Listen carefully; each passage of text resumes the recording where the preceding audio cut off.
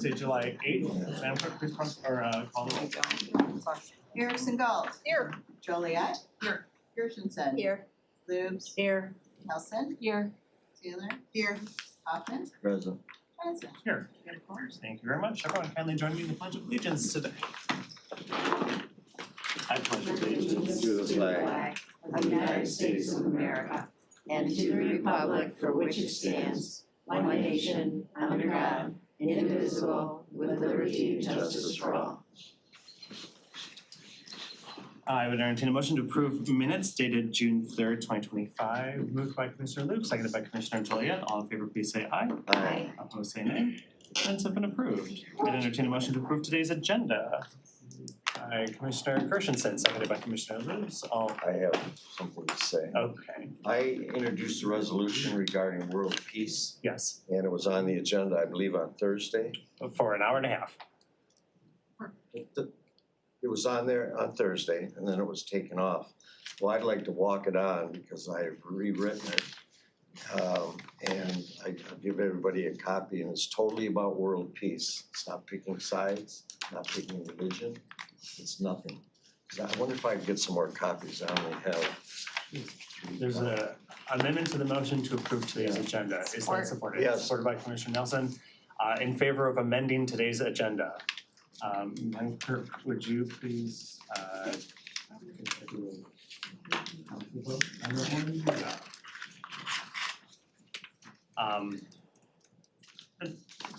Go ahead.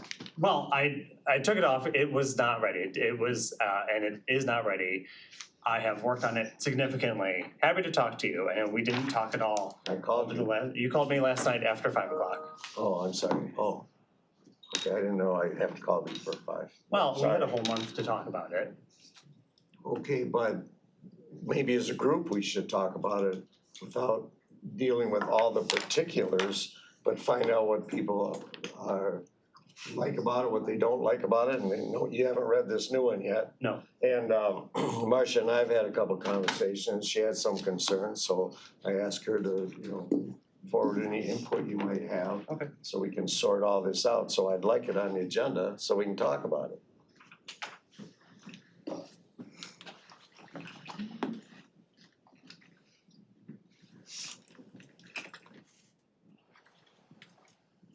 Motion to put it on the agenda. That's with the amendment, right?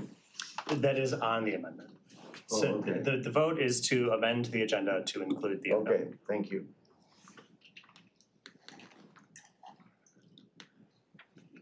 Taylor.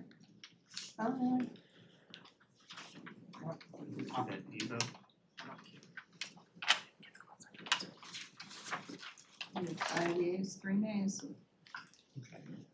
I'll get some more copies.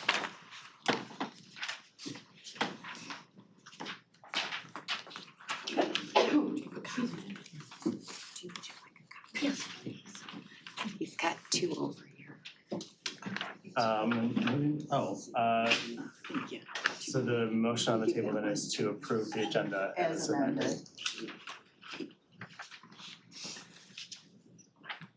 I gave one to Penny. Wait till I just give one to Penny and Marsha.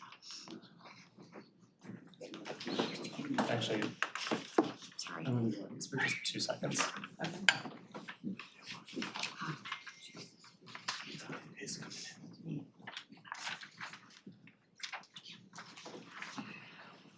Yep, he's getting more me. Yeah, she's printing more right now.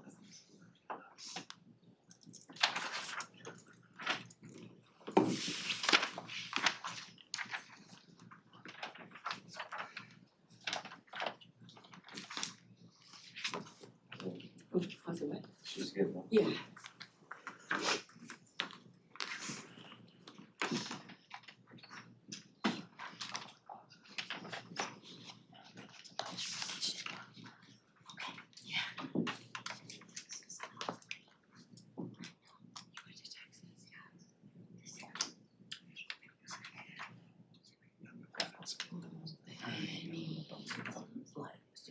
Did you get the impact of it?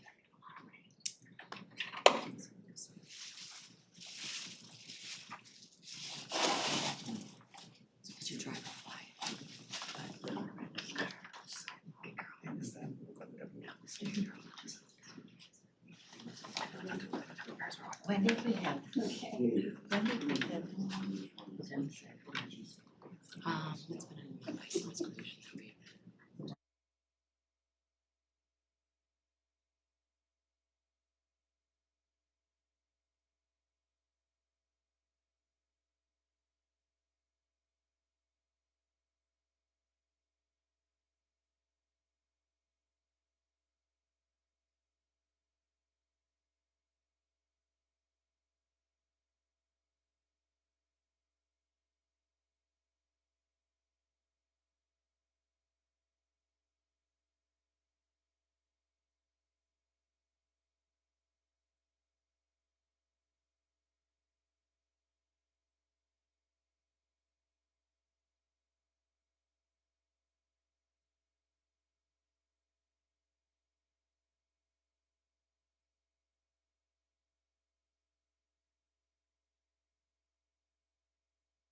Everybody's iPad.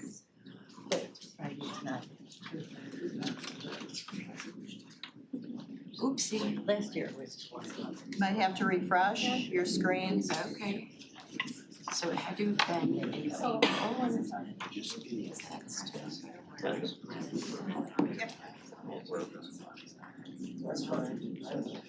Once you refresh.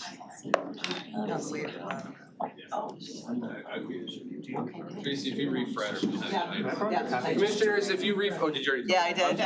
Thank you. Like, wait a minute, a refresh at the bottom? No, I think I'm still on vacation, probably. Yeah, I just found it. It's on your iPad. I'm gonna go. Yeah, they put it on And the iPads. copy. We have a mail. Oh, I think Michael probably has it in his hand. You can know. So Penny, I It is not an attachment got yet. home safe and sound. It's 11D. I don't have an attachment. Barbara's Did you probably just refresh? refreshing it. I have Give it one second.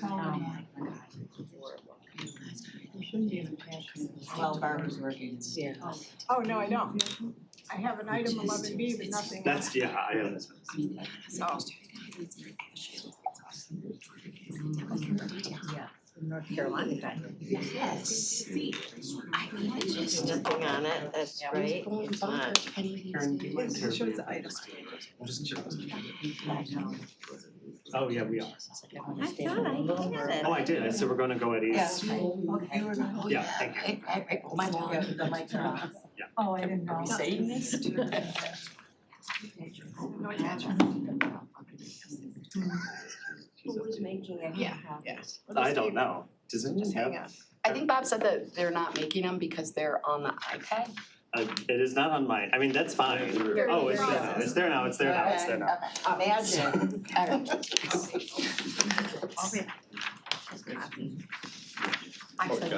It just came. Here it is, Yep, it's there. they're just refreshing everything. It's there. It's there. Live. Does any We are at commissioner ease. need help?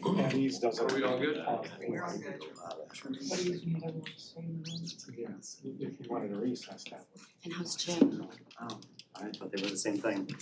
It's a minor. No exercise. Yeah. You all good then? Yeah. That was just. You have to hold the between taxis. No, it's, I don't, it's there, oh, it's there. Okay, it's there. It's there. So you're in violation. I don't understand it, but. Well, did he get a little advance notice or was it like on the fly? Oh, we was right. Oh, okay, I okay, telling him he should. okay, so it wasn't like Yeah. okay, all right. I get this big decision. He's got a lot of big events in his life Yeah. these days, so I know, I get it. No. I did not.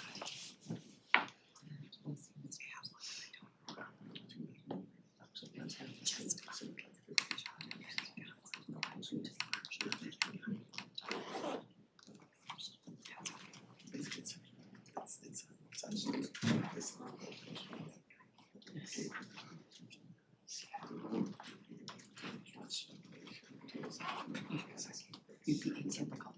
Unless the chamber. There's another trust vote in there. What's going on? Price and Like voters.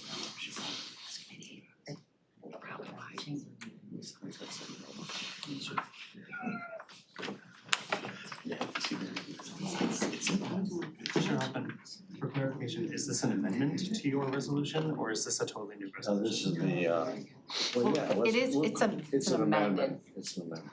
Okay. It's an amendment, it's just a. It's an altered resolution. That's one. I guess just procedurally though, like it's an amendment to your introduced. What is the proper thing for it to be here right now? I think it's up to, I It mean, was it's fine, interesting. Okay, but good. it'd be amending your previously thing. Yeah, we made some changes, that's correct. Several, yeah. This was like, there was a lot,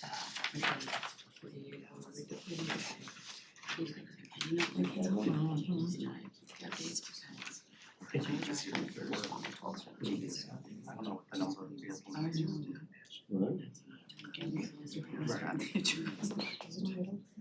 I don't know if the resolution number is different. the same or they do. Why does it have to be? I know, went to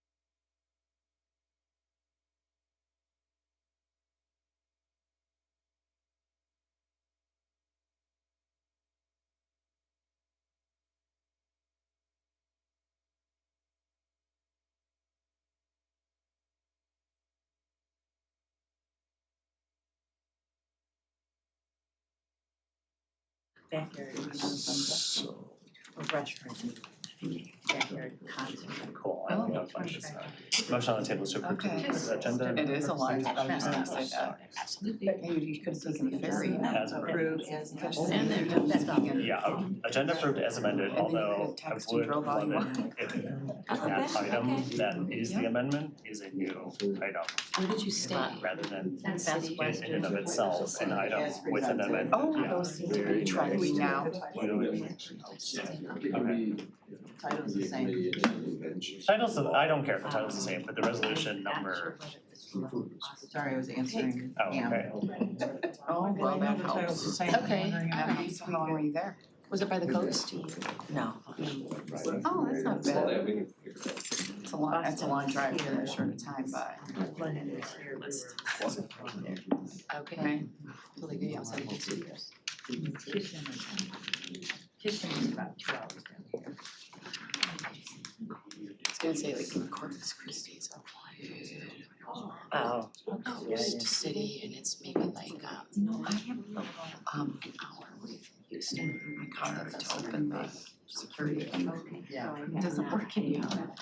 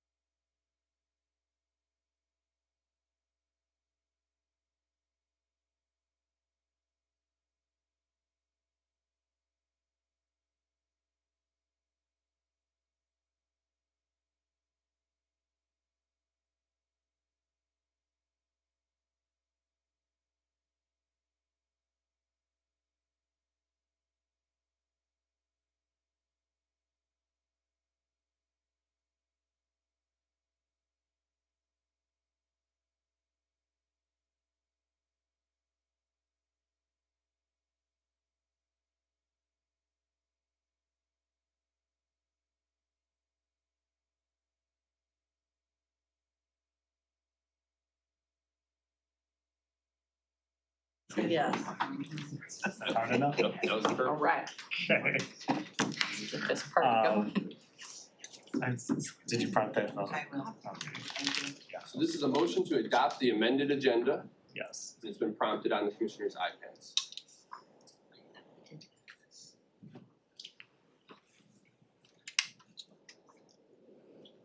Oh, wait, I'm sorry, can you close the board? I would like to make one more amendment to the agenda, I'm sorry. So we'll go ahead and cancel that vote, Okay. and the chair is now going to talk about it. No, I'm just gonna move, if it's all right, I'd like to adjust the agenda just a little bit to move public comment from where it is now to become item 12. What? What? You're moving public comment to support? Excuse me, Public comment. do you wanna move public comments to the end of the meeting at number 12? I mean, yes, or if you don't like that idea, you don't like that idea. I just wanna make It's- sure I understand, but I Yeah, don't. I mean, we only have one public comment and it's gone back and forth in our Lago meetings, so whatever you guys wanna do, I'm throwing it out there. If you, I think there's a lot of people here who wanna talk, and I'm in favor of leaving it where it's at. Commissioner Taylor. I'm in favor of moving it to the end, only because we handle our business. This is a business, the county's business, handle all of that's on here to respect everybody else's time as well as the people that's come here, and we can still hear from them at the end. That's just what I think. We're still gonna hear everything that they have to say. But we can handle the county business first and let everybody go back to work, and then we can listen to them. Commissioner. It's all county business. Oh, absolutely, absolutely. Everything is. Oh, is that supported? Okay, I'll make that motion that we support the public comment. Commissioner says, yeah.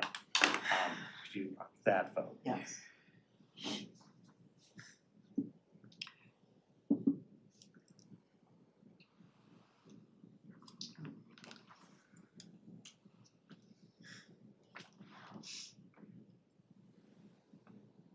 You have 3 nays, 5 nays. Sorry. 3 yeas, 5 nays. Okay. All right, then the motion on the table is to approve today's agenda as amended.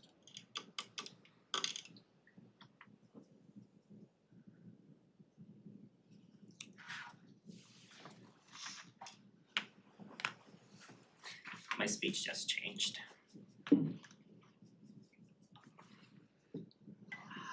You have 6 yeas, 2 nays. Thank you very much. All right, that brings us to public comment. Anyone from the public wishing to address us on any item under the sun, please come to the table. You have 3 minutes. Please start with your name and your residency. My name is Mary Gillis, Waterford Township, Director of Central Operations for the Road Commission. Most of you have heard me speak on our administrative building. Our board voted to cancel that building. Thank you very much. However, I'm here on a different issue today. I understand this is the committee where you appoint commissioners to the road commission, and we are short one commissioner. Hopefully we'll be short two soon. I want to tell you about what's been happening. I've worked for the road commission for 30 years, and we've always felt free to speak our mind publicly at our own meetings.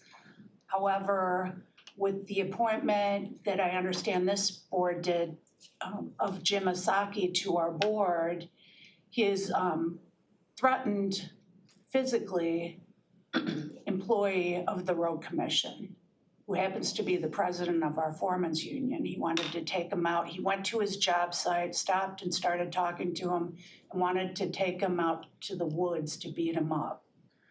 Is this the kind of people you are appointing as professionals to our board? You need to look into this and you need to take care of it.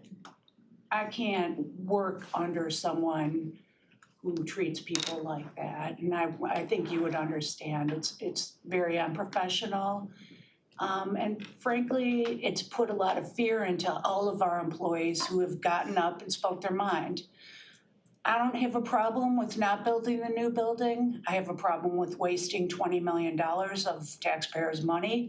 I think if it should have been canceled, it should have been done years ago.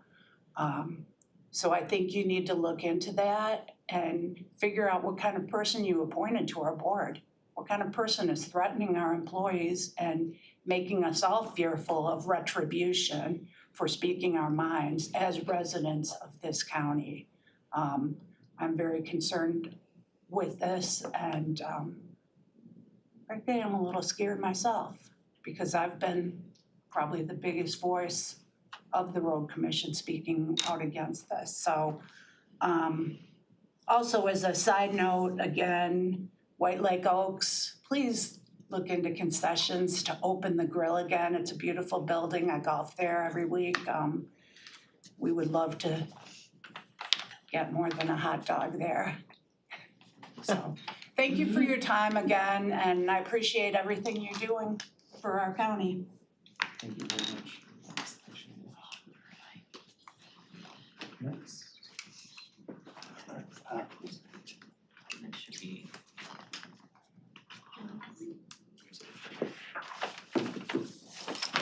Sign up sheet. Oh, good sheet.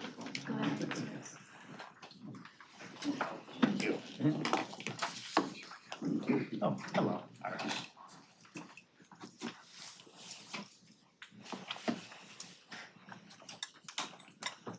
Hello, everyone. First of all, thank you, Bob Hoffman, and everyone that worked with me to bring these resolutions to. In fact, my name is Ferris Alamy. I'm a resident of Bloomfield Hills, prior to Bloomfield Hills, Troy. And I moved to Michigan because I was really excited about the fact that people stand up, especially using their power for the weak ones, because that's what you want to use your power for. Speak up, please. Speak up. Speak up, sure. Forgot the people on Zoom. So the reason I moved to Michigan because I really was proud to see that people stood up for what is for the people who are weak versus the people who are strong. Because people who are strong can take care of themselves. The people who are weak is what we need to stand for. And it's really nice to see that there's a resolution, although it's short a lot from what I would like to see it, especially words like genocide, killing civilians. Those words are really important to me because I'm actually originally from Palestine, specifically from Gaza. And the last few days, specifically the city of Rimal, which had been bombed, every single hospital in it, all my cousins, all my friends, all the people I grew up with are still there, most of them, and trying to survive on a daily water if they could get it. Those kind of behaviors, we know that there are what they call code of war or code of ethics that has been thrown out the window. And that's just an example that I would like to see a stronger statement, specifically in reference to civilians, specifically in reference to infrastructure, specifically for language around that people who have nothing to do with anything should not be harmed, because there are codes of ethics that are set by international law to say that you should or should not attack, dense areas of people who are just living there. I want to thank you for taking a step, because for a long time I gave up. I thought my county does not really stand up for the weak. They stand up for the strong, and the stronger you are, the better you're off. And I'm so glad to see that the humanity still exists, and there's some kind of language to say, with Bob and others like him that has supported emotions like this to come up to the table, to really stand up for the weak. It's not about it's not about religion, ethnicity, or even land. It's about the people who are standing up for the right thing to do, for humanity to stand up and keep going. It is short from what I like to see, but I'm glad to see that you're bringing it up to the committee. And I'm glad to see that despite the fact that this even motion of talking as human to be here, I had to move my schedule to be here today, that you stood up, Bob, once again, to say we need to stay to the course to make sure that we hear from the people, because we are the people and you are representing us. And we have faith in you, and we put faith in you for you to continue your support. I just want to say thank you.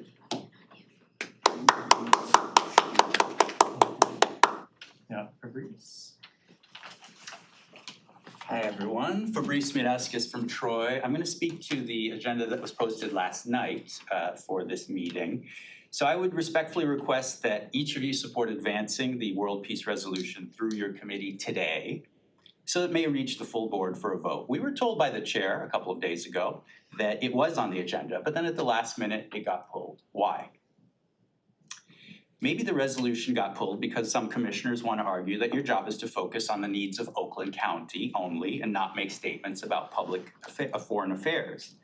That would be hypocritical, as the commission has passed resolutions on Ukraine and other global issues in the past.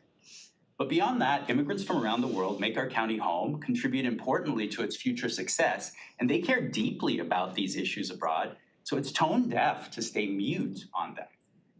The county goes abroad seeking foreign investment, invests in foreign financial instruments overseas. Some of the commission's biggest goals involve education, healthcare, and the environment for Oakland County residents, all of which become decimated and degraded during war.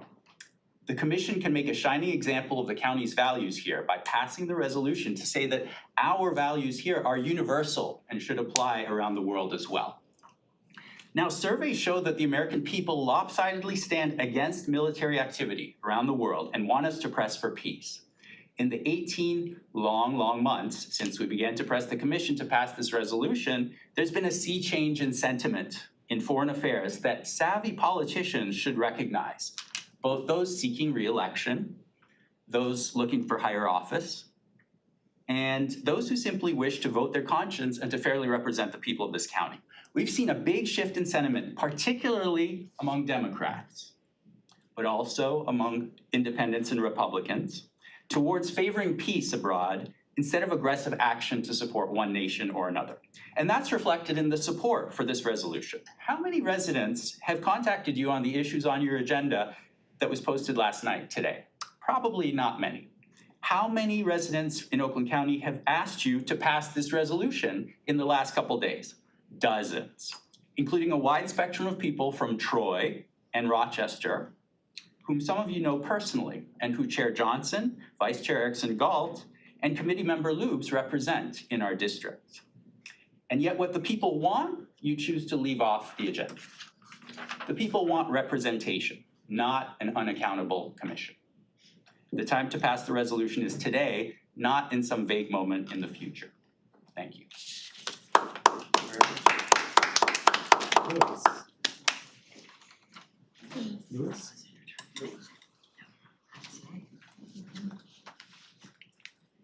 My name is Louis Elbinger, and I live in Pleasant Ridge, Michigan. I'm a retired Foreign Service officer, and I've been working for peace for 58 years, starting with the war in Vietnam. And I'm here today to add my voice to this cause. My public speaking ability is impaired by the fact that I have Parkinson's disease. I'm not letting that stop me because it's important that this message get across. I've been working with a dedicated group of people who are trying to get this resolution passed so that we can join the other counties here in Michigan which are working for peace. I didn't write a long speech. I just wanted to say that I'm adding my voice to this issue. I'm working with my friends on this issue. I urge everyone whose hearts respond to it to act appropriately. Thank you very much. Thank you. Thank you for your service. Nabil?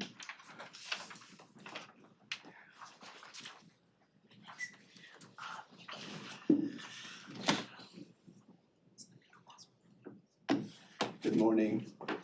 My name is Nabil Abdul Saber. I'm originally from Lebanon. I'm a resident of Bloomfield Hills, Birmingham. Been here for the last 45 years.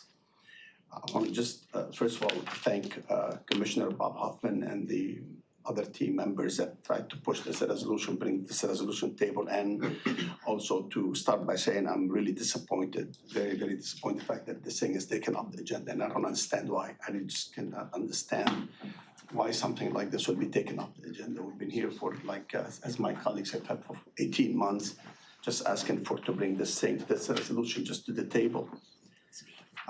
As I said, I'm from Lebanon, and I'm sure a lot of you don't even know what it is on the map or what it is, but there are people there. There are 5 million people there that have been bombed by our neighbor Israel for the past 18 months, every single day. Yesterday, The day before, they bombed my village, I'm sorry, near my village, the village right next to where my parents are from. And we're just waiting for seeing, asking the question is, when will this horror show end? We've seen that the public sentiment across the world, 95% of the people in the world are screaming for justice and for peace and for end of endless and useless wars. When we say if the county in here, within Oakland County, I'm looking outside, as we're talking, I'm looking at how beautiful it is outside and everything in here, and I'm saying, why do we live like this? And why the rest of the world is living in shambles? The rest of the world cannot even get a sip of water. People in Gaza, for the last few months, been intentionally shot. I don't know if you guys know this or not. 600 people were killed by American companies and Israeli soldiers who are manning supposedly the food. I don't know if you guys know this or not. So it's so sadly, so badly that they call it the Hunger Games. And it was reported by Haaretz that Israeli army is actually given this is by Haaretz, by soldiers and generals in the field, told by their commanders to actually shoot and kill Palestinians coming to get food that is supposed to be help them end the starvation. Over 80 babies have died because there is no milk, there is no formula, there is nothing for these people to eat. There's nothing for the children to eat, there's nothing for these babies to eat. Kids are being pulled from under the rubble every single day. When we talk about why is it important to us here, it's because we are spending billions and billions of dollars sending to endless wars and useless wars across the world, but yet we are having a hard time finding money to fix roads and fix schools and get wages and Medicare and Medicaid. It's just absolutely mind-boggling for people like myself. We've been living here and tax-paying for the last 45 years plus, paying all this money, 3 minutes. spending all, pardon? That's 3 minutes. Oh, is it? Okay, sorry. I could talk for a week, but I hope you get the message. Thank you. But thank you, Bob, for bringing this to our attention. Mike.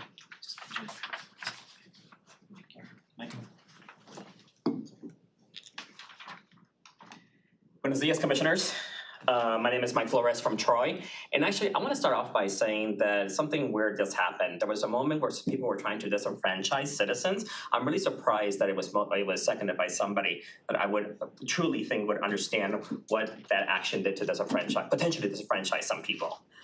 I want to begin by sincerely thanking Commissioner Hoffman for his courage and moral clarity for referring the Humanity and Peace Resolution to this committee.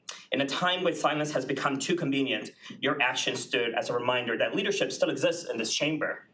Will the rest of you follow? I also want to express my deep disappointment and quite honestly, frustration with what has happened since.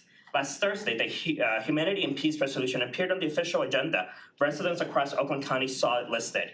We prepared to speak on it. We mobilized, and then over the weekend, it was quietly removed. Why? What changed between Thursday and today? We are told that the purpose of this committee is to address matters of governance, policy, and legislative action. And yet, when the people of Oakland County bring forward a resolution rooted in peace, dignity, and basic human rights, it gets pulled by Democrats.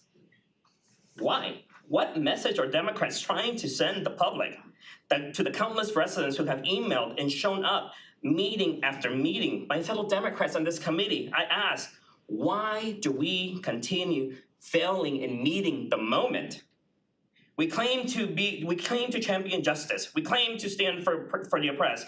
We pass resolutions when it's politically convenient. But when the issue demands courage, too many shrink from the responsibility. Let me be clear, this is not an international issue. It is an issue about values. The same values we claim to uphold when we oppose block grant cuts and defend Medicaid. Those are the very same values that I'm asking all of us to guide us today. So again, I thank you, Commissioner Hoffman, for standing tall. But for the rest of this committee, I ask you to reflect.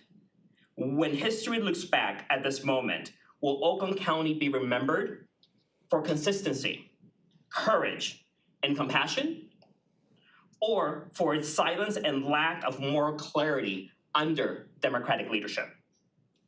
It's time to bring the humanity and peace resolution forward, not quietly removed, not buried, but placed where it belongs, in full public view, for open debate, and for a full vote. Are you going to bring this forward today? Gracias. I thank you for your time this morning. Thank you. Okay. Good morning. First of all, thank you, Commissioner Hoffman, for being persistent, for being ethical. And what happened between Thursday and today was so wrong, immoral, and something that I did not expect from my Democratic commissioners, honestly. So how much has the United States spent to fund the destruction of Gaza? Since October 2023, over $26 billion in US taxpayer dollars has been sent to support Israeli military, on top of the $3.8 billion per year the US already provides as part of its long-standing military aid agreement. This means that we, the people, our wages, our labor, our taxes have helped purchase the missiles that level schools, the bombs that bury children, and the tanks that push families from their homes. We are not watching this Holocaust as distant bystanders, we are helping funding it. And what is that money buying? Killing, massacre after massacre, ethnic cleansing, and mass starvation. Our leaders tell us this is defense, but defense doesn't look like mass starvation. Defense doesn't look like dropping more than 85,000 tons of explosives, equivalent to 8 nuclear bombs on a walled-in civilian population in areas smaller than many American cities. What would you call it if it happened elsewhere? This is not defense, this is ethnic cleansing, this is the slow, brutal machinery of a Holocaust, and we are paying for it. And yet we are told there's no money for housing, for healthcare, for education, for clean water, or for food in our schools. But somehow there's always more money for bombs to support the military-industrial complex. Our budgets are being cut while our federal government writes blank checks for war crimes to Israel. So let me ask everyone in this room, is this how you want your money, our money being spent, used? Being silent is not neutrality, it's participation. Every dollar we send, every moment we stay silent makes us complicit in the killing of civilians. Oakland County may not control the federal budget, but it can take a stand. Publicly condemn the use of our tax dollars to fund mass death, refuse to be silent, refuse to be complicit, because in the end, history will ask each of us, when the bombs fell and the children starved and the world burned, what did you all do? You stopped a ceasefire. And one more thing, this is Oakland County. This is part of what we do. We leave behind our children, our husbands at the dinner table, at the breakfast table to come here. Do you know how long we've been coming here? 18 months. This is Oakland County business, and I hope it comes to the thing. Thank you.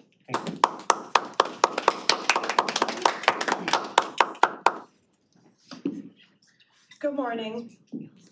My name is Farah Khan, and I'm Oakland County. First of all, I would like to thank Commissioner Hoffman for referring this resolution and all the other commissioners that have been helpful throughout the process. What happened between Thursday and today is shameful. We are gathered here not just as individuals, but as a community that believes in justice, dignity, and peace. And right now across the country and right here in our county, public sentiment is shifting.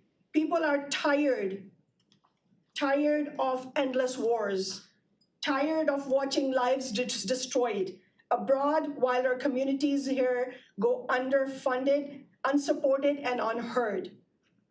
We don't want our tax dollars fueling destruction. We want them rebuilding hope. We want schools, not bombs. Healthcare, not drones. Affordable housing, not military contracts. This is not just a political issue, it's a moral one. So I ask the Democrats on this commission, will Democrats meet this moment? Will you stand with the people, or will you continue to bend to the demands of the military-industrial complex? We are calling on you to be bold, to be brave, and to be on the right side of the history. This resolution is a chance to show leadership, to align with the values of compassion and justice that define us. Let's place the World Peace Resolution on the agenda. Let's vote for our future. Sorry. Let's put this humanity and peace resolution on the agenda. Let's make it clear that peace is not just a dream, it's a demand. And let us remember that we are not recognized as a nation that abets destruction. Rather, we are remembered as a nation that has the courage to stop it. I'm Oakland County, and I'm waiting for you guys to vote for this resolution. Thank you.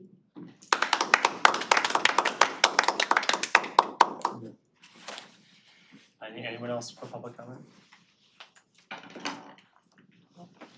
With that, I will close public comment.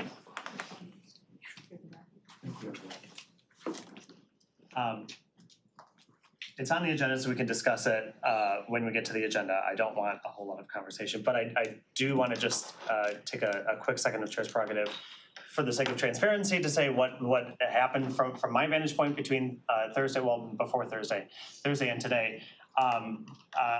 We're all commissioners, we're all equal, and I think that I know most of our professional backgrounds. In case anyone doesn't know mine, it's in foreign policy.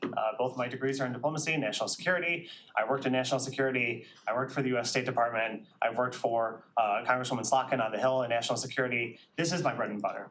So when the resolution was on my desk, as it was after it was introduced on the full board, it finally plopped onto my desk. I wanted it to really have some teeth and for it to really look like what I thought it should and could look like. And that resulted in a series of changes that I had made and was going to propose today to specifically reference international law, to specifically reference this crisis and what our role as a county government is in diplomacy, in national security, in foreign affairs, because it's a unique position that we occupy, being a county government, and to really flesh that out. A lot of I believe all of the resolutions that have been mentioned about Oakland County's relationship with foreign events happened before I was on the board. I don't think I've ever voted for one. I can probably safely speak for Commissioner Taylor and Commissioner Erickson-Galt that they've never voted for one either.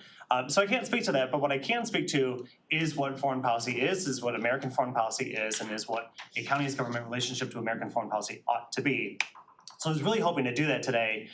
It simply was not ready for today's meeting, and I regret the timing of that, but it has always been my commitment to have a resolution dealing with America's foreign policy and what Oakland County's relationship is to that, and I am happy to commit to that, regardless of what happens today. I'm happy to be vocal about that. Anyway, we can talk more about this item when it comes later on the agenda. We have two communication items. The first one is from the Clerk and Register of Deeds, grant application FY 2026, Legal Self-Help Centers grant. Is there any comment on that one, Commissioner Loops? Was that a comment? Or No, I was gonna make a motion to would approve you like to move to communications. receive and vote both of the communication items? Sure. Sure. All right. Both of them have been moved by Commissioner Loops. Okay, we can just voice vote that one. Yeah. Do we have a second on receiving? Commissioner Taylor seconds that one. All in favor, please say aye. Aye. Opposed, nay. They've been approved. Thank you very much. Or they've been received and filed. We've got a presentation update. Our dear friend Jim, would you kindly take your place at the head of the table and tell us what's not going on in Lansing? More is not going on than is going on, so. What did you say? I said more is not going on than is going on. Thank you, Mr. Chairman, members of the committee. It's a pleasure to be here. When we scheduled this meeting a little over a month or so ago, we had very high hopes and anticipation that the budget process will be humming along as it usually does by the 4th of July weekend, and we have some budgets done and people are starting to get along and accomplish things that need to be done. However, the bad news is we haven't really done much at all. There were concerted efforts on the part of House, Senate, and the administration to negotiate. And there was not much progress made, and they adjourned for the 4th of July weekend.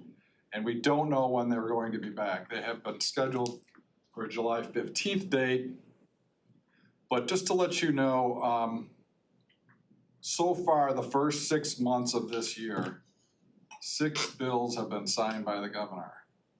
Now, that's well over a 20-year period of time that we have ever seen so few bills reach your desk and get signed.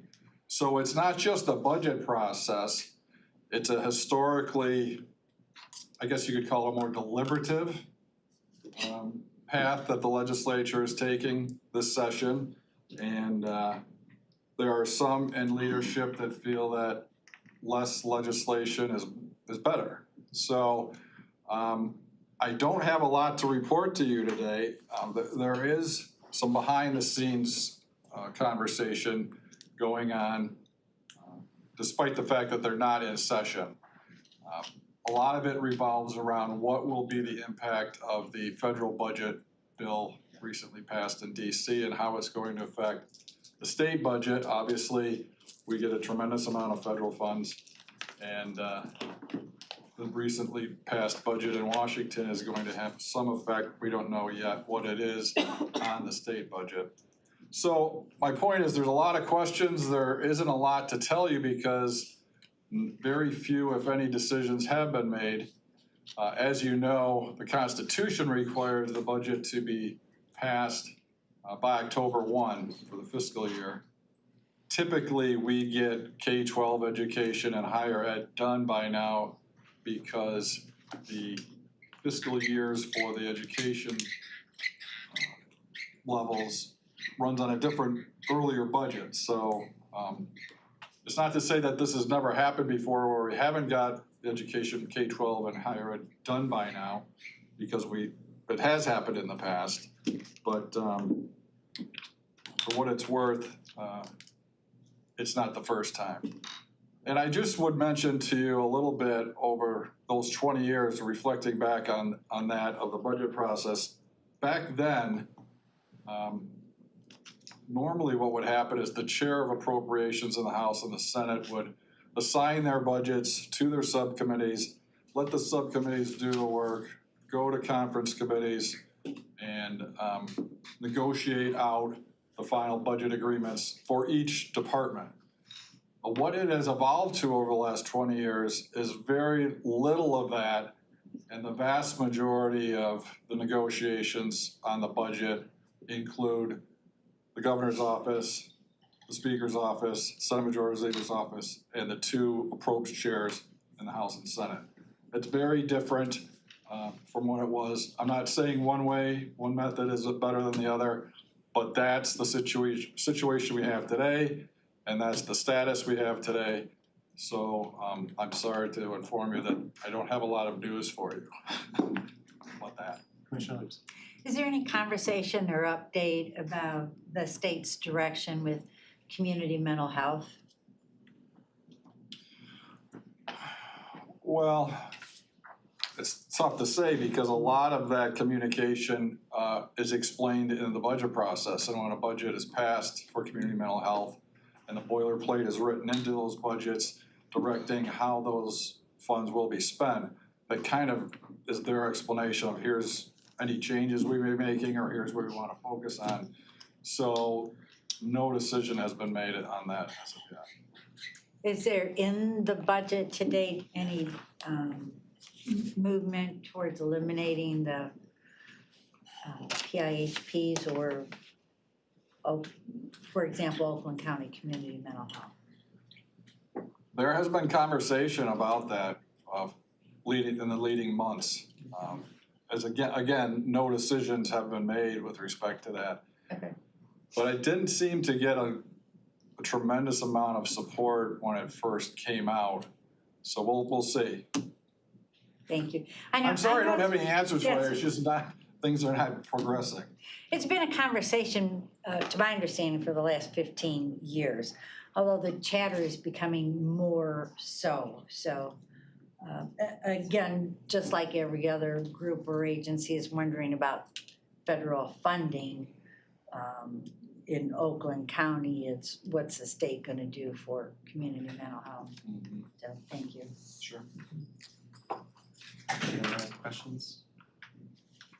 Requests? Well, hope to have you back with something to talk about in a few months. Well, why? Thank you very much. All right, thanks, everybody. Nice to see you. See you again.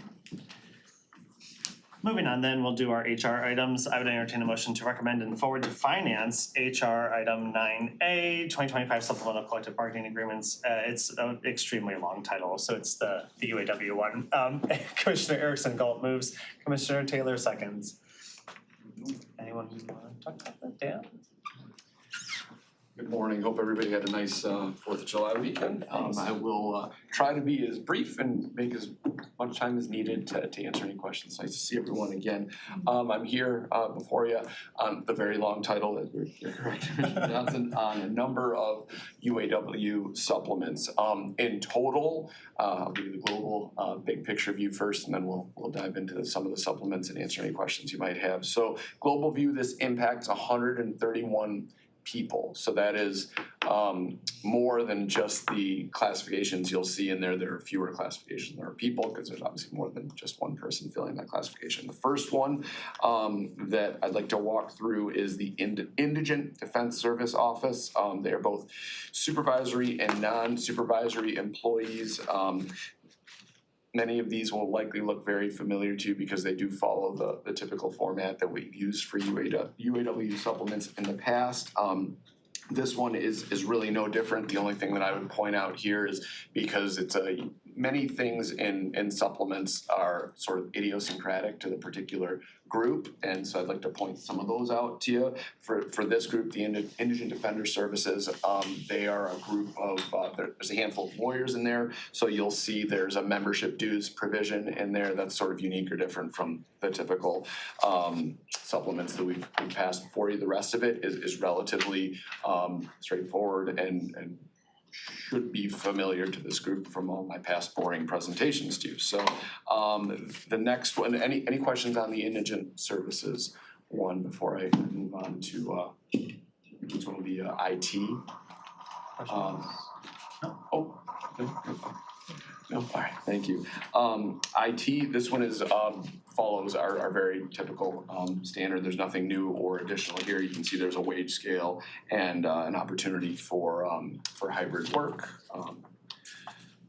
Next, unless there's any questions on that one, the next one is public services. So this one, public services you're familiar with is items like the animal shelter, our criminal justice, our community corrections division is the largest piece of this supplement. As you can see, again, wage scale here, opportunity for hybrid and or remote work in the event the manager permits it. There is a uniform allowance, which is new, and we have put in place something for schedule governance, as well as a shift premium. So if there is any question, I do have a question, because you brought this up, and the IT also, no, it's okay, the hybrid work, was that option not there before? Is this a new?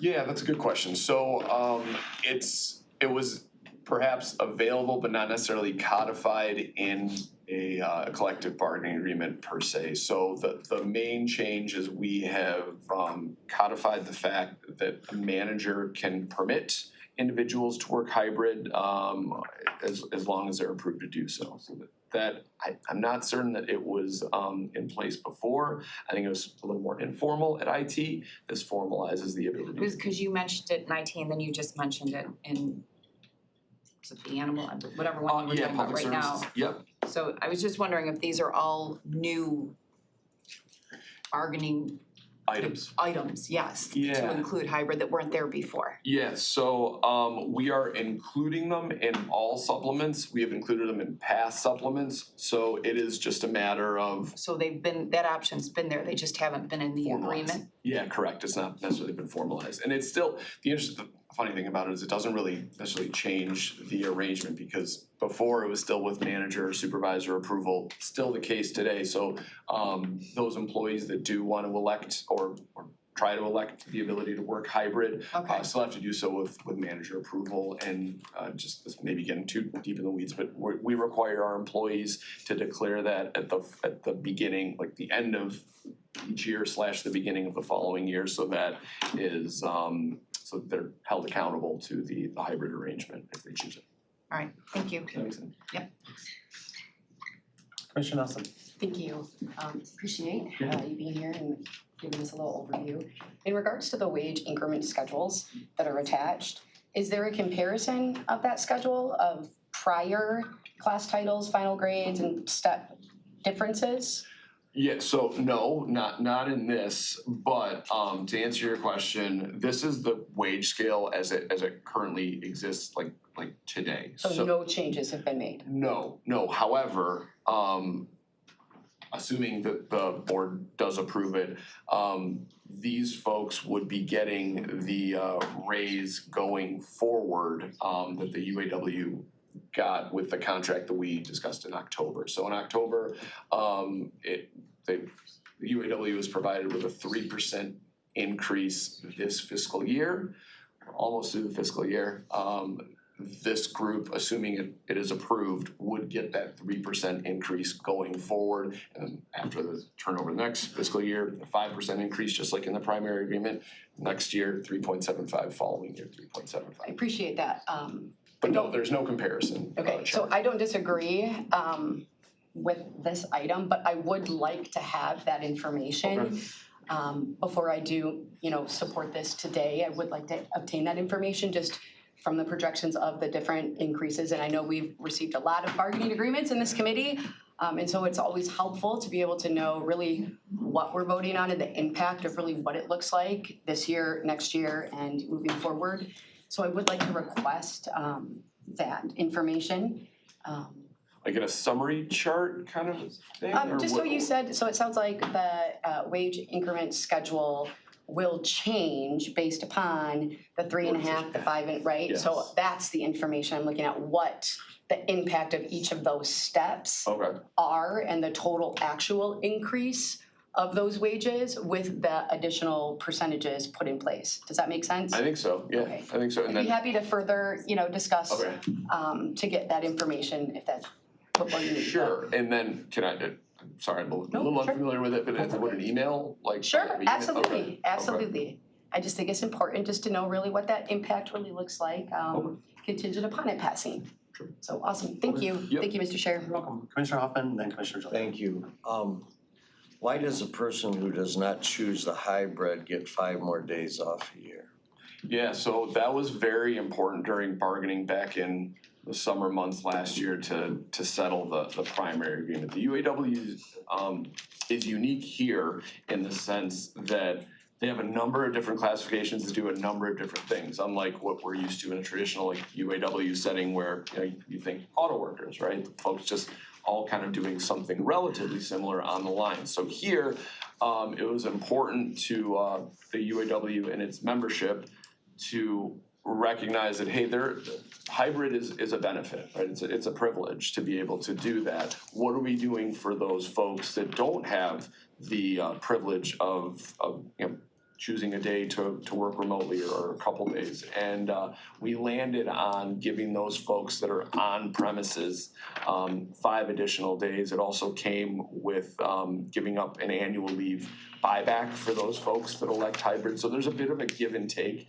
So the recognition that hybrid is a privilege that shouldn't be taken lightly and we should value was offset by, let's say, like the 5 days in the annual leave buyback. And that was just a product of bargaining.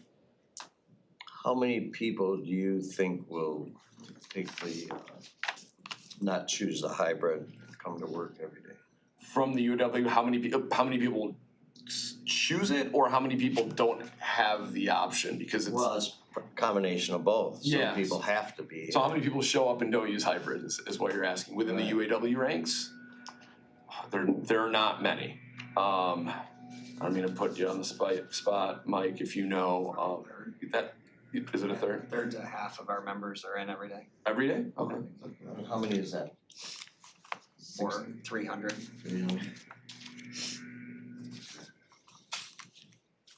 Thank you. Mr. Joey, that's a good question. Just a quick question piggybacking on Commissioner Nelson's question. So you mentioned that these new UAW members, if we approve it, will get a 3%, I'm assuming retroactive. To the date that the board approves it. So if it, yeah.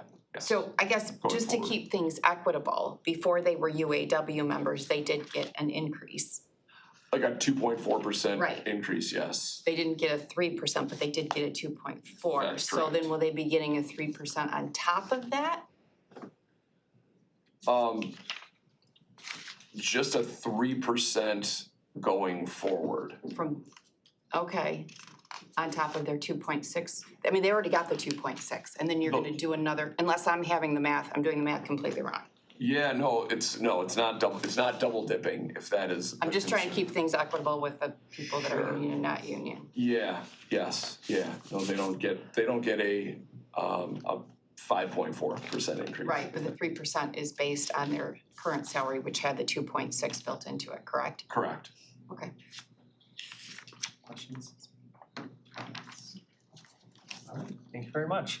I just have one more supplement and actually a request, and I understand that this is a last minute request. The parties could not get the treasurer's office supplement in front of you and on the agenda. I have it with me today, but if it's something that we need to table, I understand, but and that one issue, and then the only last department that I didn't have an opportunity to discuss with you in case there are any questions is the Parks Department. That one is before you.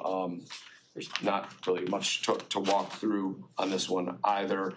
Similar hybrid issue, on-call pay and the vehicle items. Happy to answer any questions you have on that. I just didn't want to leave that one out. And then. So my question, Treasurer, you're wondering to walk that one on. Has it been vetted by everyone? Has it been? I'm sorry, say it again. Vetted by the union, the department, and us, yes, but it is not on today's agenda. So like, has Corp Council gone and no? No, and we typically don't run these through Corp Council, just the supplements.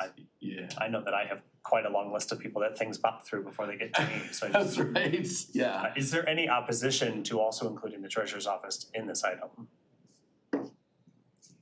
No. Yeah, and if my request is inappropriate, that's I mean, it's a fair request, and no one is opposed to it, Commissioner Loops. What's different about the treasurer's office? That's fair. That's a fair question. That's a fair question. Yeah. So similar to the other ones, there's a recognition clause with the wage scale that is making my eyes hurt at this point, but that part is all the same. It also speaks to the personal leave days that the rest of the UAW got, and it also has the provision about the opportunity for hybrid work. So this one is a relatively simple supplement, doesn't have any of the unique idiosyncrasies that say like bar dues or a boot allowance would be needed elsewhere. Thank you. Yeah, that's a good question. I should have thought of that later. Thank you. Okay. You haven't seen that? I'm waiting for a list of all the employees that are affected from HR. Okay. I'm gonna just, because two of the people ahead of me in the list of people to approve things have not seen it. Fair. If you don't mind, could we just pause on treasurer? Yep. Happy to do that next time though. Fair. Thank you. Yeah, no problem. So, motion on the table is to recommend and forward to finance all of the other ones. Madam Clerk, please prompt that vote.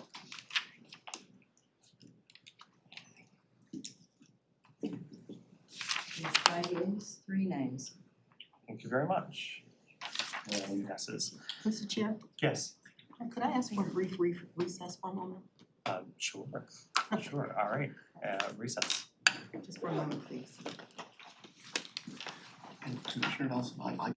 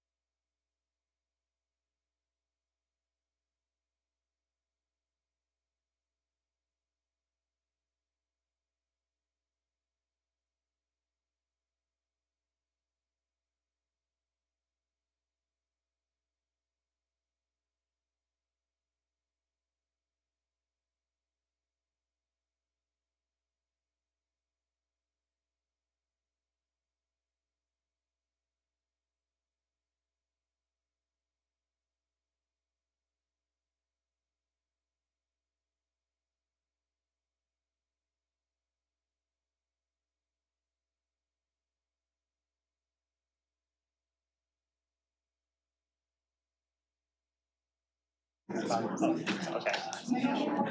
All right, we're gonna bring this back. Y'all, the goal. The goal is to finish here at 10:30 because we've got a hell of an agenda on that public health and safety meeting. Enthusiastic he is about it all. Y'all. I like them all. I'm with you now. He wasn't about it when it started years ago. All right, I was just saying, I mean, the goal is to finish on time, which is 10:30 because PHNS has about 150 items on their agenda. And I'm glad I'm not in that committee, but I feel bad for all of you who are. We're going to move on then. We've got HR item 9B, deferred compensation 457B plan amendment. I would entertain a motion to recommend to the board, moved by Commissioner Taylor, seconded by Commissioner Joliet. Anyone from HR want to talk about 457B? Who's that? Because I remember Powers. Oh, yeah. Thomas May. Hi, Thomas. Going to present, really, but I. Hello. Welcome. Hi. Hello. Hello. Hello. Can you guys hear me? Yeah. If you go ahead and All right. start if you want. I don't know how it's. So, okay, this is Thomas May with Empower. My name is Kelly Pena. I work with Oakland County in the retirement unit. I also work on the retirement board as the assistant secretary, so just kind of here to support right now. Appreciate that. Thomas, whenever you are ready. Oh, okay. Well, in short, first of all, thank you for allowing me to speak to the board today. I'm just briefly talk about the in-plan Roth conversion, which was a feature that was that Empower added recently to the plan. And essentially what it does, it allows for participants to convert any non-Roth dollars within their 457, allow them to convert it to a Roth account. So, as you already know, that the Roth feature of the 457 has been in place for, well, I think since 2022. But obviously, the 457 has been around much longer. So, for those that have chosen that option in their account, they also have a large portion that are considered non-Roth dollars in that account.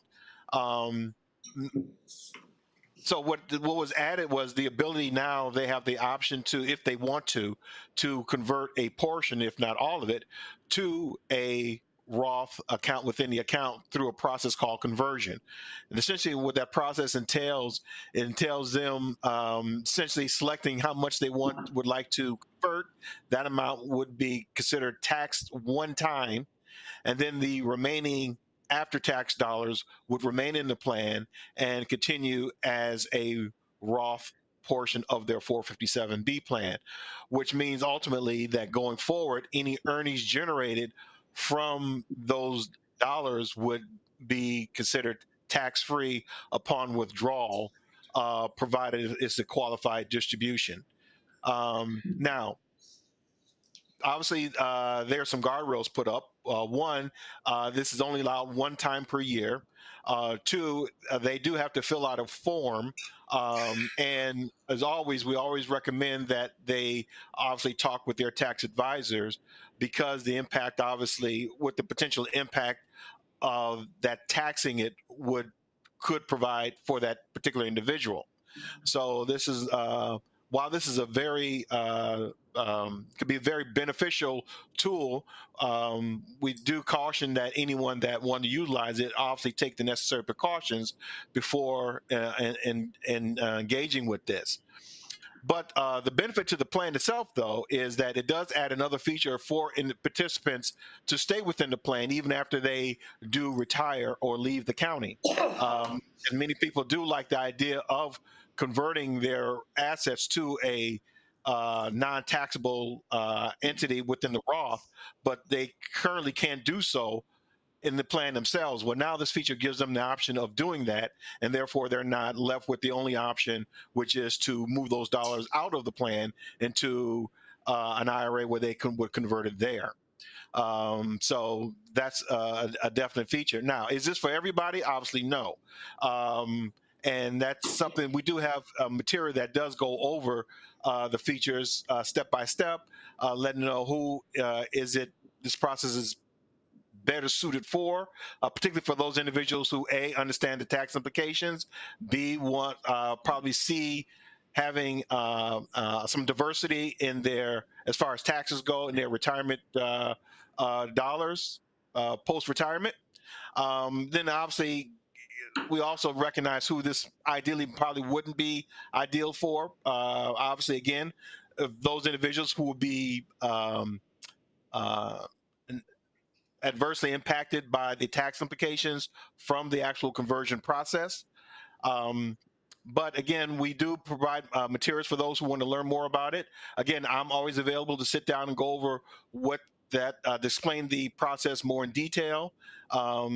They do have access to the Empower online resources as well if they do have further questions beyond that. But again, we always emphasize, more importantly, that we are not tax advisors and that they should, in terms of their tax implications, should seek the advice of their tax professional. Is there a deadline? Yes. Is there a deadline for this? For the conversion? Like when you have to apply by? No. No. Anytime this year? Anytime, but just once a year. Correct. Once a year. And you'll give us the step-by-step explanations? Yes, well, like I said, the biggest step-by-step really is that those that want to do the conversion process themselves, again, it's not something they would do online or anything like that. It does require them to complete a form.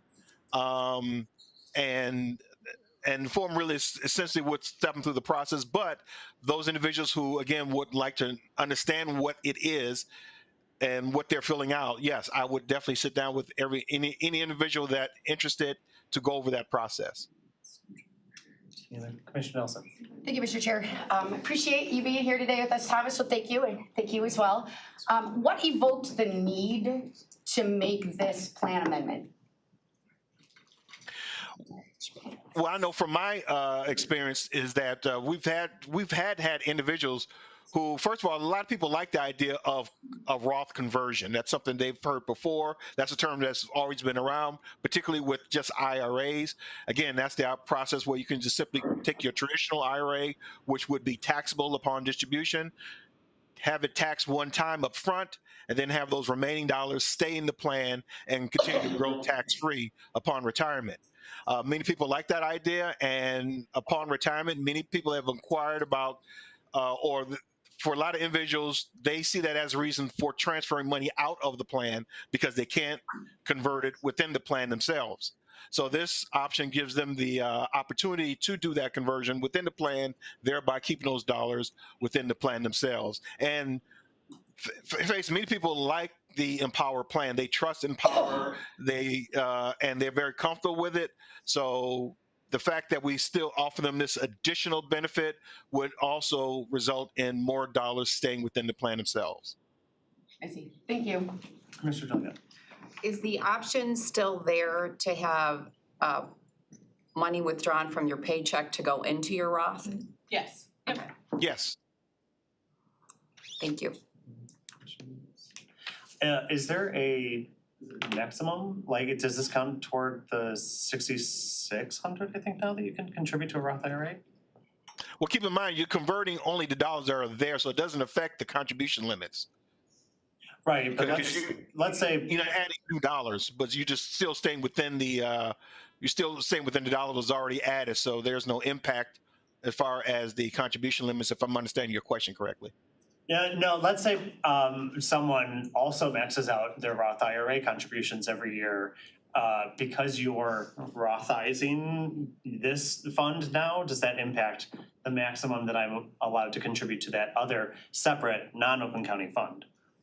No, it does not, and that's currently right now, because really right now, technically, a person could, the maximum right now for the 457 for anyone under the age of 50 is $23,500, which is obviously more than the maximum a person can contribute to a Roth IRA, which is I believe like $8,000, well $7,000 if they're under the age of 50. So they're both are considered they're mutually exclusive of each other. So there's no impact. Okay. Any questions? Cool. Motion on the table is to recommend to the board. Madam Clerk, please call the vote.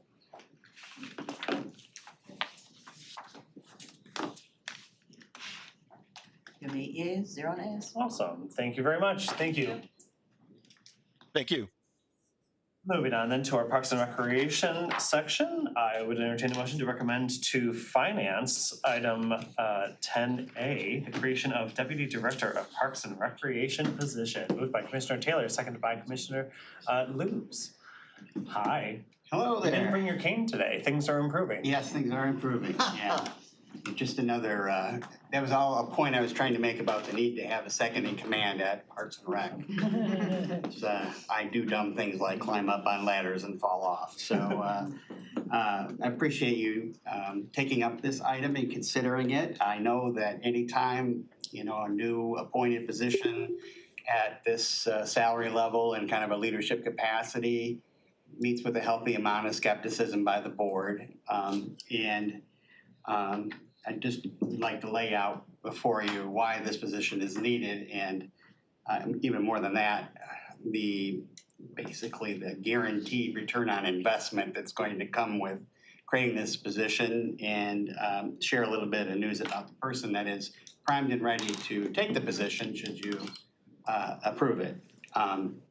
So I'm gonna, first of all, say that, and pay some tribute to the team at Oakland County Parks. So we have gone from starvation MacGyver period of where we were having ongoing budget deficits and sort of going into a downward spiral and disinvesting in things, which you could see at Waterford Oaks, sort of the consequences of that, to, we have doubled our budget in 5 years. Our capital improvement spending is tenfold what it was 5 years ago. We have $20 million in active capital improvement projects. 6 parks are getting such a large overhaul that we have to shut them down temporarily.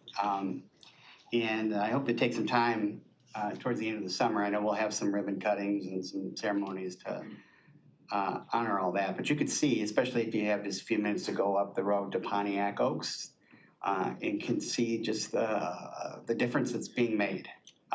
And it's making a measurable difference in our reach, to increase our reach and impact into areas of the county that we have not had a strong impact in the past. And because everyone pays the millage that supports Oakland County Parks, it's important that we provide equitable and fair benefit to everybody in the county to the extent that we can. And we're making huge progress along the way. We talk about sometimes building the plane and flying it at the same time. Our folks are not only have proven their ability to do that, but also to change the destination, build a few new airports along the way, and reinvent how to fly. So we have a great team. With the adoption of and voter approval of the millage in the last election, what was a temporary increase that we were adapting to for ARPA is now our new reality. And it's a pace that with our existing team just can't keep up with.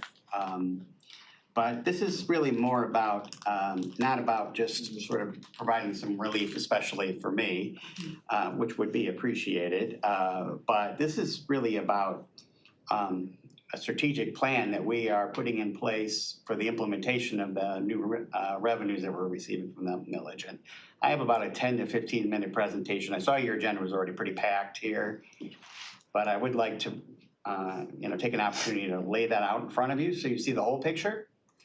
But a big piece of this is about doing more than just adding more acreage and building more things. It's about activating those things, bringing more people out to enjoy our parks. We know all of the health and wellness benefits that come from getting people outdoors. We know that if we can get to a young person when their ideas about the world are still being formed and can spark that wonder, that may change the whole trajectory of their life. They might go home and around the dinner table that night And maybe that's a family that doesn't go to parks very often, but maybe they can get some excitement there and go on the weekend. So this position is fully focused on that very cause, on activating our parks with engaging programming, offering new experiences, helping to adapt spaces with, innovative approaches that aren't always going to be the high cost, high risk scenarios. And we're very fortunate, I believe, that we have a candidate there's no better person positioned to do this because he's done it already. Alan Jaros, who is the director of the Bauer School Farm and the Johnson Nature Center in the Bloomfield Hills School District, has done just that over the last few years. That's a rare situation where a school district is running these basically recreation facilities.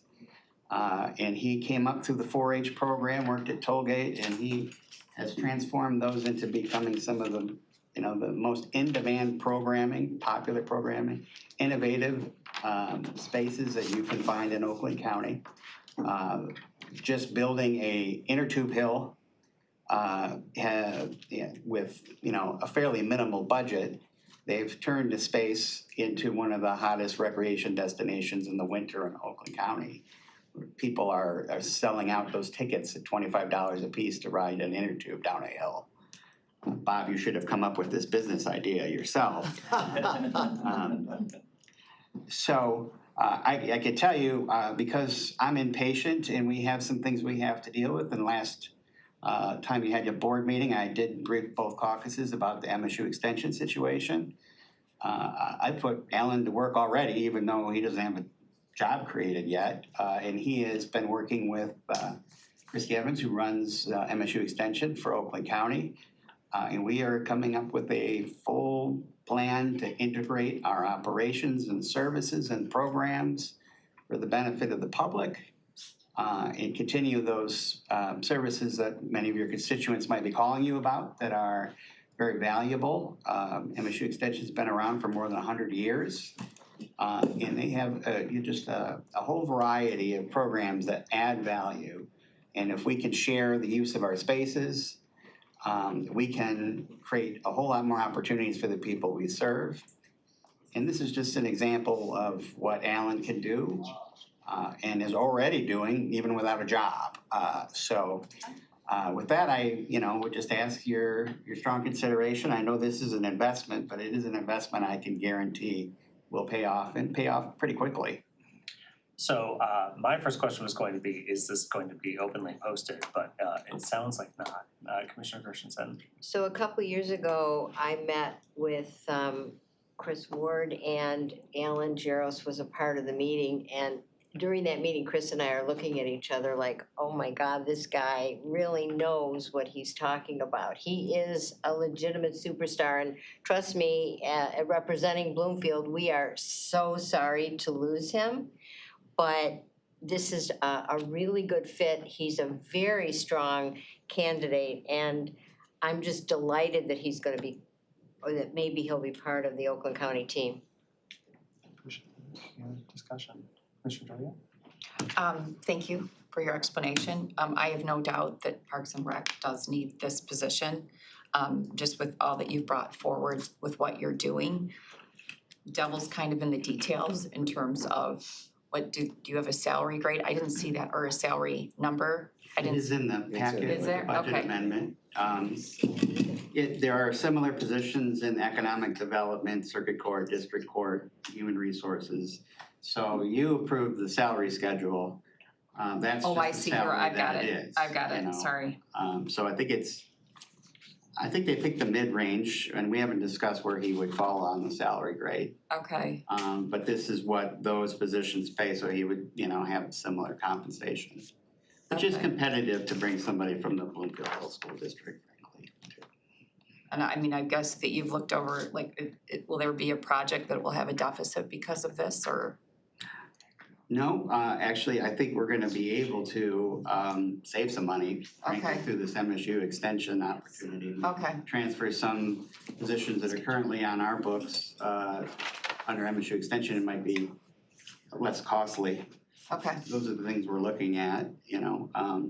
The Okay. previous item that you adopted on the supplemental and our staff are joining the UAW, that's gonna come with some costs. And so we're gonna be rethinking sometimes if they're, you know, we're certainly gonna honor the rights of our employees, but also look for areas where we don't have employees covering, you know, alternatives where there are less costly options like this. All right, thank you. Anything else? All right, that's exciting. Motion on the table is to recommend to finance. Madam Clerk, please prompt a vote. You have 8 yeas, 0 nays. Awesome, congratulations on getting one step further. Yeah. I know. Moving on, I would entertain a motion to recommend to finance item 10B, the purchase of fitness court at Catalpa Oaks. Moved by Commissioner Taylor, seconded by Commissioner Erickson Gall. Thanks again. So this is a little unusual. We don't typically bring our capital improvement projects to you. But in this case, we have received a grant through the National Fitness Campaign that is primarily funded through Priority Health to build a fitness court at Catalpa Oaks. That grant comes in the form of a discount from the total cost of building the fitness court. Under the grant program, we're required to use their equipment and, you know, their staff to do the construction. And so essentially what this is accepting that discount as a donation and understanding that it's a single source because of the nature of what it is. It's the only way we could receive this grant. So happy to answer any questions. We're gonna try this out at Catalpa Oaks and see if we get the utilization.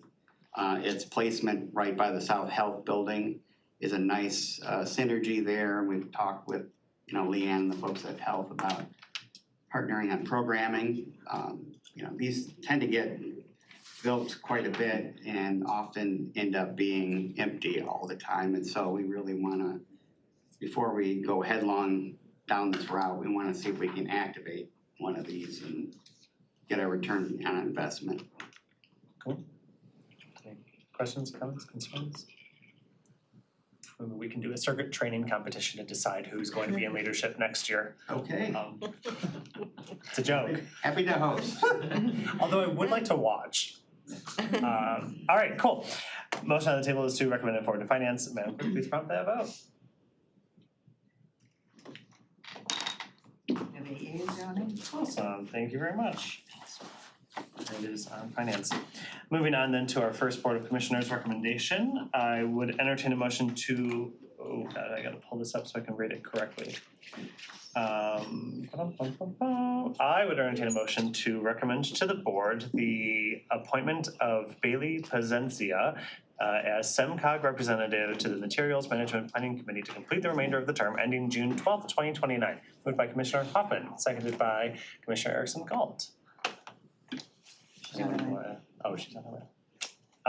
So this one, if y'all recall, we had months of interviews for the Materials Management Committee. This was one of the positions that we actually did not struggle at all for because being a SEMCOG representative from the County of Oakland is a shockingly niche title. So we didn't have a whole lot of people to choose from. Bailey. Hi. Hi. You want to just tell us a little bit about yourself? Yes, hi everyone. My name is Bailey Pacienza. I am a planner with Southeast Michigan Council of Government, otherwise known as SEMCOG, in our Environment and Infrastructure Department. I have worked a lot on different projects here at SEMCOG. My main focus is on regional collaboration. Like I said, we're a regional planning agency. So my main focus is stormwater management as well as enhancing water quality, improving resilience throughout the region as well. I also sit on 2 other materials management committee boards as well in St. Clair and Monroe County. I'm really passionate about improving infrastructure as well as improving our circular waste economy, really focusing on recycling. Like the state has moved from solid waste plans and moving them into materials management plans. And so I love to support Oakland County's Materials Management Planning Committee and bring that fresh perspective to you guys. All right, any questions for me? Comments? All right, well, the motion on the table is to recommend to the board her appointment. Manfred, please come vote. Let me think about this.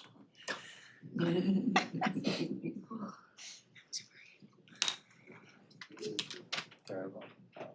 Okay, you have 6 yeas, 0 nays. Awesome. All right, congrats. Take care. Have a great day. See you at the next meeting. How long have you been on that committee? Was that? How long have you been on that committee? Well, I was on the solid waste committee before that, so a few years. Okay. And my resume is great. I mean, I'm in the solid waste committee, the sanitary appeal board. Okay. All right then, moving on, I would entertain a motion to recommend to the board a resolution affirming Oakland County's commitment to peace, humanity, and global compassion. Do you want to move that? Yes. Okay, moved by Commissioner Hoffman, seconded by Commissioner Nelson. Discussion. Commissioner Erickson Gall. Thank you, Chair. I'd like to make a motion to postpone consideration of this item to the August LAGO meeting. And should I speak to why I want to postpone now or wait to see? You can, is there a second? Yes.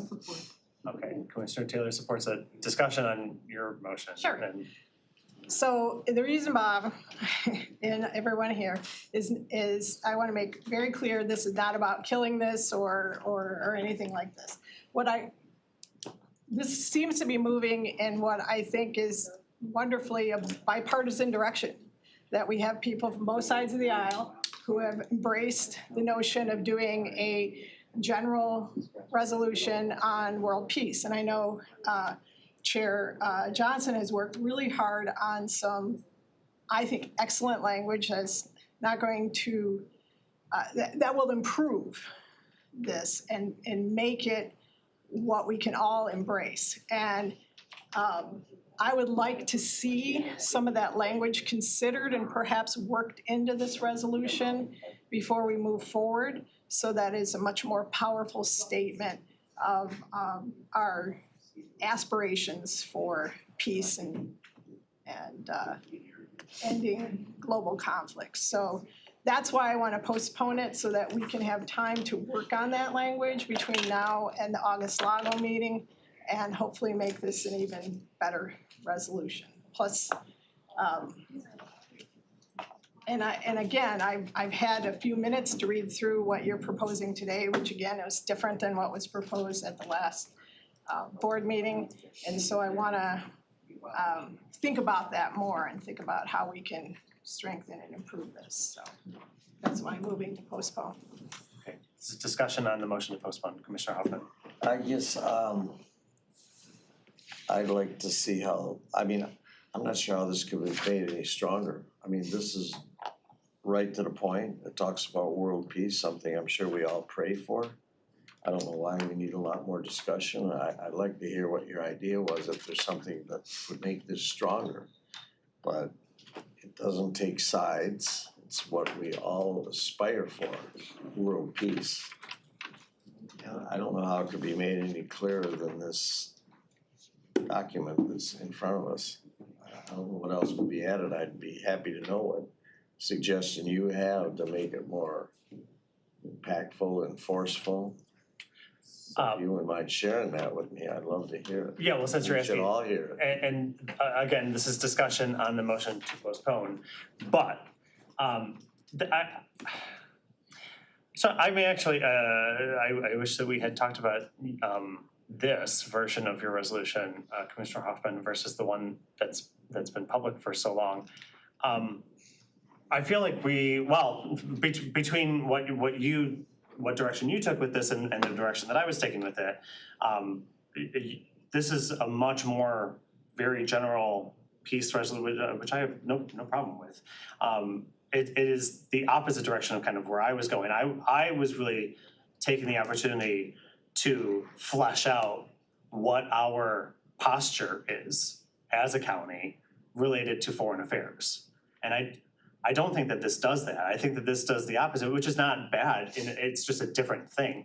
This is a posture, or this is a statement about peace, which is fine, which is great, which yeah, it is something that we all pray for. What it is not is a value statement about the posture of Oakland County in foreign affairs and in conducting and assisting and participating in American foreign affairs. And I'm probably biased because of my background, that's the direction that I took it in, that I wanted it to have teeth and actually create action to move the county into a position of leadership diplomatically.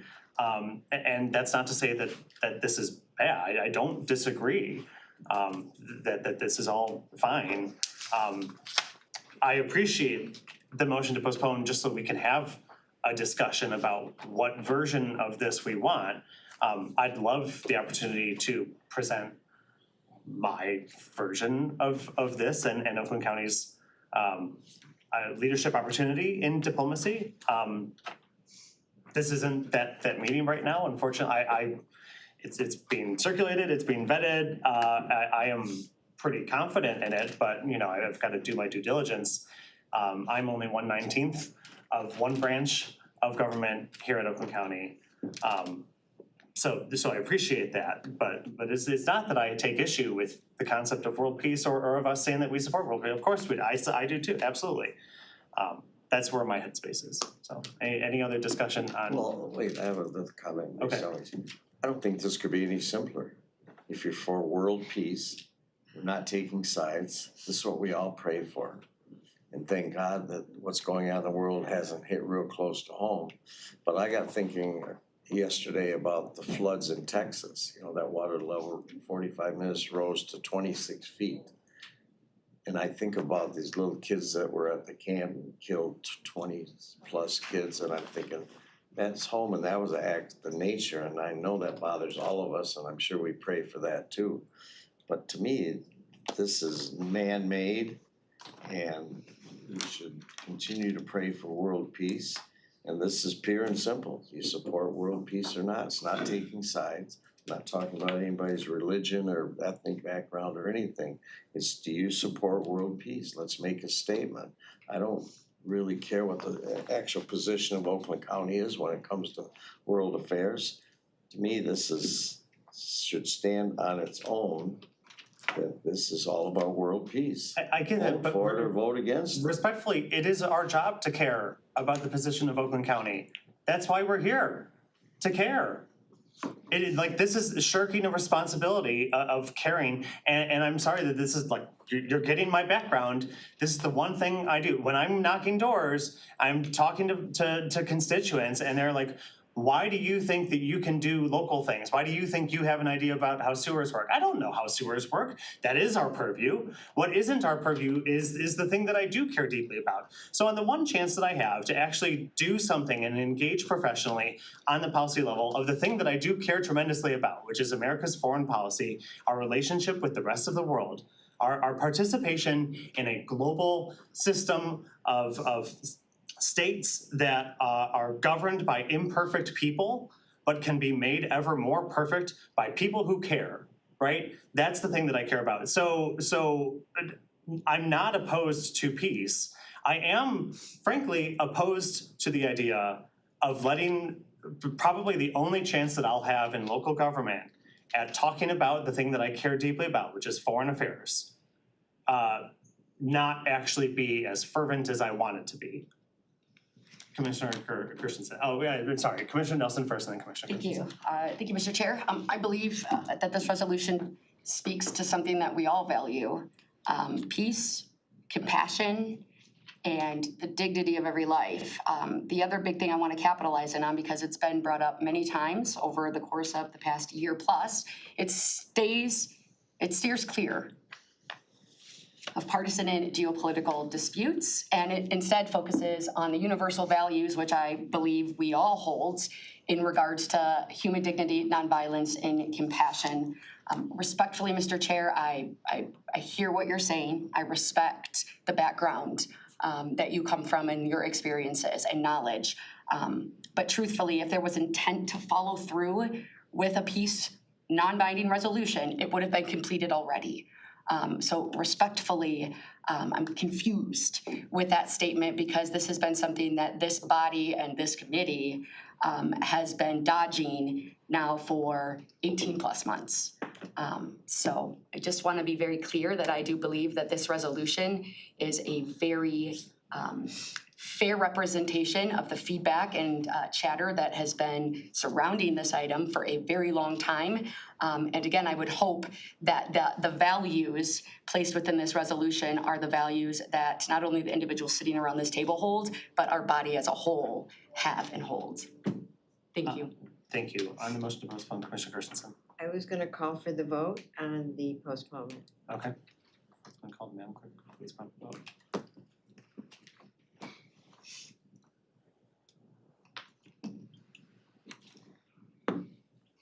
You have 5 yeas, 3 nays. Thank you. The motion has been approved.